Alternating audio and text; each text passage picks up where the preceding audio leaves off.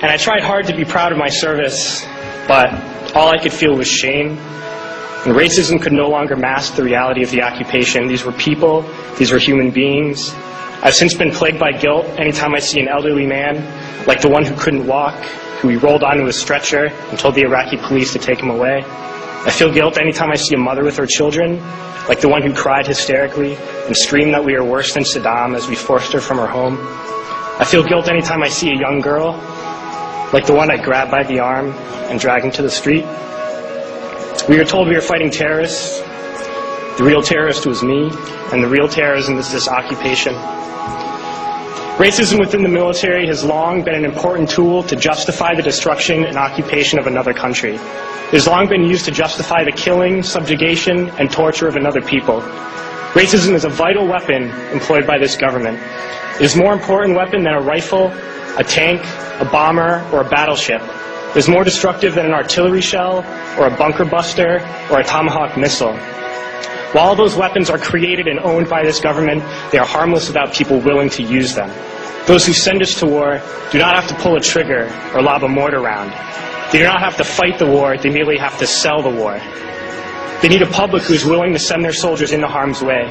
They need soldiers who are willing to kill and be killed without question.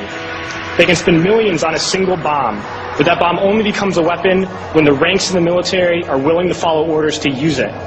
They can send every last soldier anywhere on earth, but there will only be a war if soldiers are willing to fight. And the ruling class, the billionaires who profit from human suffering, care only about expanding their wealth, controlling the world economy. Understand that their power lies only in their ability to convince us that war, oppression, and exploitation is in our interest. They understand that their wealth is dependent on their ability to convince the working class to die to control the market of another country. And convincing us to kill and die is based on their ability to make us think that we are somehow superior. Soldiers, sailors, Marines, airmen have nothing to gain from this occupation. The vast majority of people living in the U.S. have nothing to gain from this occupation. In fact, not only do we have nothing to gain, but we suffer more because of it. We lose limbs, endure trauma, and give our lives. Our families have to watch flag-draped coffins lowered into the earth. Millions in this country without health care, jobs, or access to education must watch this government squander over $450 million a day on this occupation.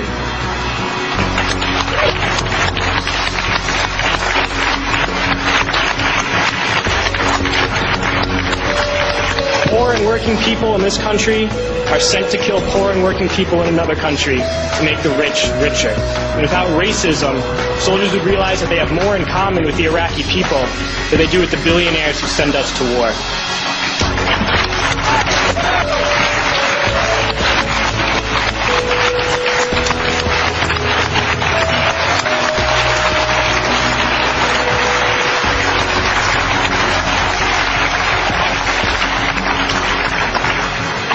I threw families onto the street in Iraq, only to come home and find families thrown onto the street in this country, in this tragic and unnecessary foreclosure crisis.